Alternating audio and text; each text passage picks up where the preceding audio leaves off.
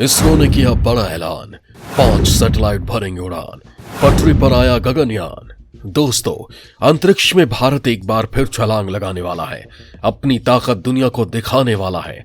जी हां दोस्तों, इसरो फिर कुछ ऐसा करने वाला है जिसे जानकर आप दंग रह जाएंगे। भारतीय वैज्ञानिकों की पीठ थपथपाएंगे और भारत माता के जयकारे लगाएंगे। सही सुना आपने, भारतीय वैज्ञानिक अंतरिक्ष में फिर एक बड़ी छलांग लगाने वाले हैं। इसके साथ ही अंतरिक्ष में जाने का आपका वो सपना जो अधूरा रह गया था, उसे भी अब पंख लगने वाले हैं। आखिर क्या है भारतीय वैज्ञानिकों का नया मिशन? आखिर क्या करने वाला है इसरो? बताएंगे आपको, लेकिन उससे पहले आपको भारत के अंतरिक्ष सफर से रूबरू करा देते हैं। अंतरिक्ष का इतिहास क्या, भारत की अंतरिक्ष उपलब्धियां। दोस्तों, जब से धरती बनी है, सभ्यता की शुरुआत हुई है। हम अंतरिक्ष की रोमांचक कल्पनाएं करते आ रहे हैं। धीरे धीरे जब हमारी सभ्यता और समझ का विकास हुआ, तो हमने अंतरिक्ष के रहस्यों को जानना और समझना शुरू किया। अंतरिक्ष के इस भूल भुलैया को समझने के लिए आर्यभट्ट से लेकर गैलीलियो, कोपरनिकस, भास्कर और न्यूटन तक कोशिश करते रहे। न्यूटन के बाद आधुनिक अंतरिक्ष विज्ञान का विकास हुआ, जो आज इतना परिपक्व हो गया है कि हम मानव को अंतरिक्ष में भेजने के साथ अंतरिक्ष पर्यटन और अंतरिक्ष कॉलोनियां बसाने की भी कल्पना करने लगे हैं। दोस्तों, आप सोच रहे होंगे कि भारत का अंतरिक्ष सफर कैसा रहा होगा, कब इसकी शुरुआत हुई होगी और कौन इसका जनक रहा होगा। तो चलिए, मैं आपको भारत की अंतरिक्ष यात्रा और उसकी उपलब्धियों से भी अवगत करा देता हूं। भारत में आधुनिक अंतरिक्ष कार्यक्रम के जनक डॉक्टर विक्रम साराभाई थे। भारत ने जब अपना अंतरिक्ष कार्यक्रम शुरू किया था, तो दुनिया से इतर उसका उद्देश्य राष्ट्रीय हित में अंतरिक्ष तकनीक और उसके अनुप्रयोगों का विकास करना था। अपनी मेहनत और लगन से भारत ने कम बजट में भी उच्च अंतरिक्ष तकनीक को हासिल करने में सफलता हासिल की और आज वो श्रेष्ठ अंतरिक्ष तकनीक वाले देशों की कतार में शामिल है। दोस्तों, भारत के अंतरिक्ष क्षेत्र की उपलब्धियों की बात करें तो इसरो ने हाल के कुछ सालों में ऐसी कई उपलब्धियां हासिल की हैं जिसने अंतरिक्ष विज्ञान में अग्रणी कहे जाने वाले अमेरिका, रूस और चीन जैसे देशों को भी चौंका दिया है। तो चलिए, मैं आपको भारत की अंतरिक्ष यात्रा की सैर करा देता हूं। दोस्तों, भारत ने 22 अक्टूबर 2008 को देश का पहला चंद्र मिशन चंद्रयान-1 सफलतापूर्वक लॉन्च किया था। इसके बाद 2014 के बाद 25 सितंबर 2014 को भारत ने मंगल ग्रह की कक्षा में सफलतापूर्वक मंगलयान स्थापित किया। इसकी उपलब्धि का अंदाजा इसी बात से लगाया जा सकता है कि भारत ऐसा पहला देश था जिसने अपने पहले ही प्रयास में यह उपलब्धि हासिल की। इसके अलावा यह अभियान इतना सस्ता था कि अंतरिक्ष मिशन के पृष्ठभूमि पर बनी एक फिल्म ग्रेविटी का बजट भी भारतीय मिशन से महंगा था। भारतीय मंगलयान मिशन का बजट करीब 460 करोड़ रुपए था, जबकि वर्ष 2013 में आई ग्रेविटी फिल्म करीब 690 करोड़ रुपए में बनी थी। मंगल ग्रह की सफलता के बाद 5 जून 2017 को इसरो ने देश का सबसे भारी रॉकेट GSLV Mk3 लॉन्च किया। यह अपने साथ 3136 किलोग्राम का, इससे पहले 2300 किलोग्राम से भारी सैटेलाइटों के प्रक्षेपण के लिए विदेशी प्रक्षेपकों पर निर्भर रहना पड़ता था।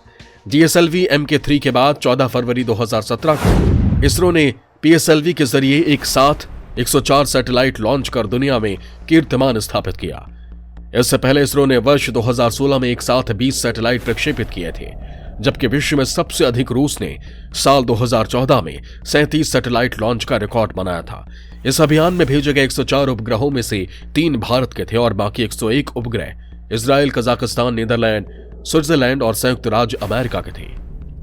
11 अप्रैल 2018 को इसरो ने नेविगेशन सैटेलाइट IRNSS लॉन्च किया। यह स्वदेशी तकनीक से निर्मित नेविगेशन सैटेलाइट है। इसके साथ ही भारत के पास अब अमेरिका के GPS सिस्टम की तरह अपना नेविगेशन सिस्टम है। 27 मार्च 2019 को भारत ने मिशन शक्ति को सफलतापूर्वक अंजाम देते हुए एंटी सैटेलाइट मिसाइल ASAT से 3 मिनट में एक लाइव भारतीय सैटेलाइट को सफलतापूर्वक नष्ट कर दिया।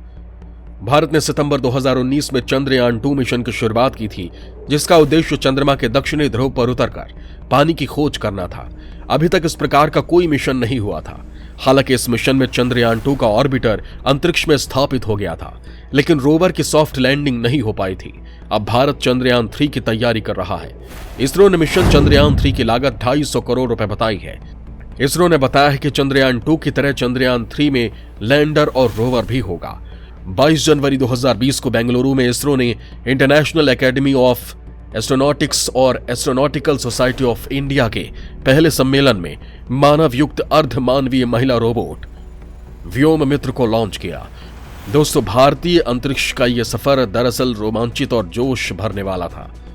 दोस्तों, अब बात करते हैं भारतीय वैज्ञानिकों के उस मिशन की जो बड़ा धमाल करने वाली है। दोस्तों, जैसा कि मैंने कहा था कि आपका अंतरिक्ष उड़ान का सपना पूरा होने वाला है।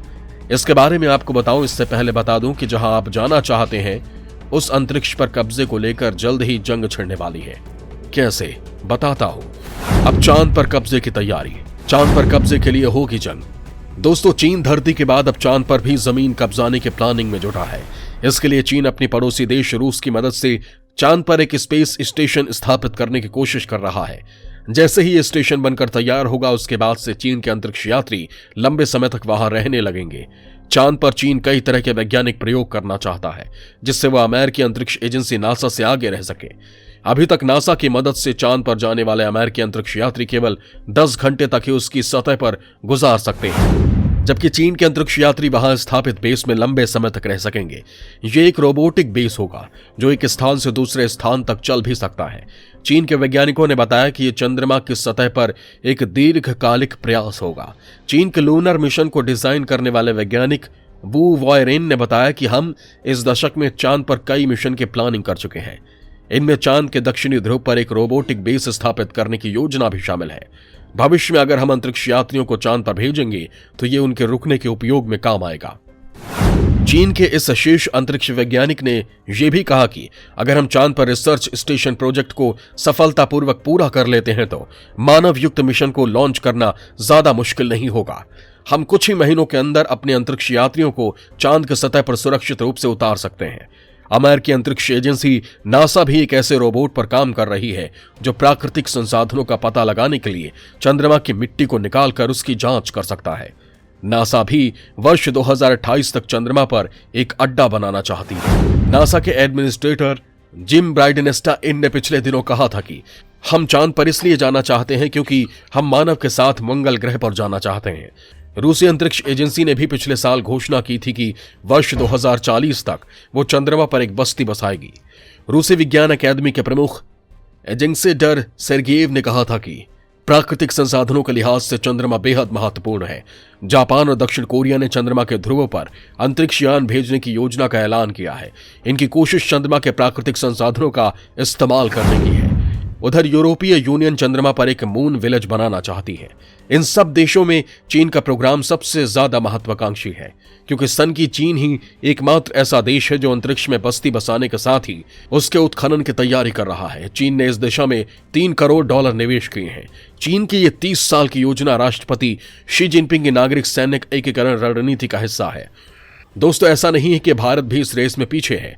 भारत भी अपने मिशन चंद्रयान के तहत लगातार नई ऊंचाइयों को छू रहा है और अंतरिक्ष में उसकी नई उड़ान फिर धमाल मचाने वाली है। 5 सैटेलाइट लॉन्च करेगा इसरो। अंतरिक्ष के सफर का भी पूरा होगा सपना। दोस्तों, इसरो 3 महीने में 5 सैटेलाइट लॉन्च करने की तैयारी कर रहा है। इसके साथ ही गगनयान मिशन का सपना भी साकार होने जा रहा है। दोस्तों, क्या आप जानते हैं कि भारत का मिशन गगनयान क्या है? चलिए मैं बताता हूं। यह भारत का इकलौता अंतरिक्ष मिशन है जिसके जरिए लोग अंतरिक्ष के सैर का सपना पूरा कर सकेंगे। इसका पहला टेस्ट इसी साल होना है।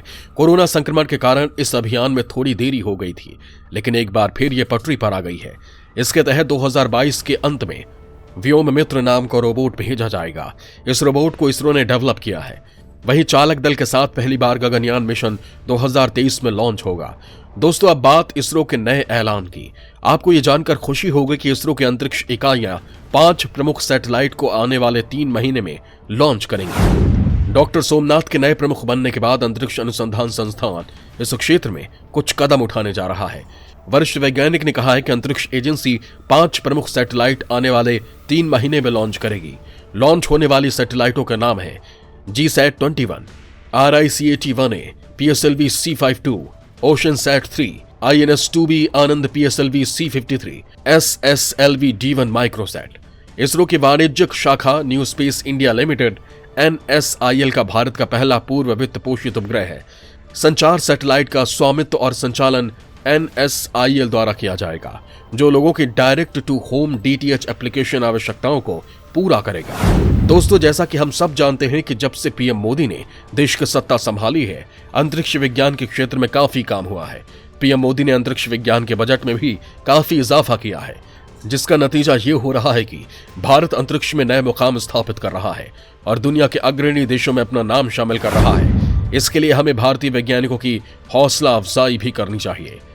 दोस्तों, हमें उम्मीद है कि हमारे वैज्ञानिक आने वाले समय में कुछ ऐसा ही करेंगे जो दुनिया में एक नया कीर्तिमान स्थापित करेगा और भारत का नाम रोशन करेगा।